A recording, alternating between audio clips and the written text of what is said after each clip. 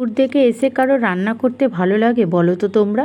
চলো ভিডিওটা শুরু করা যায়। এই প্যান্ডেলটা এত সুন্দর সাজিয়েছিল যে তোমাদের বলবো কি বলবো, এত সুন্দর সাজিয়েছিল, মানে ছোট ছোট কাজ, এত সুন্দর হাতের কাজ ছিল।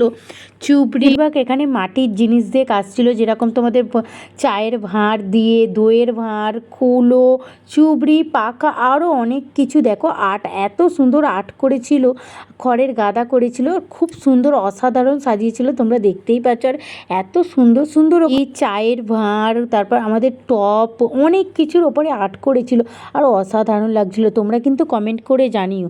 আর তারপর ওখানে মেলায় গিয়ে ঠাকুর দেখতে দেখতে আমার সখীদের সাথে দেখা হয়ে গেল, হঠাৎ করেই ওদের সাথে দেখা হয়েছিল।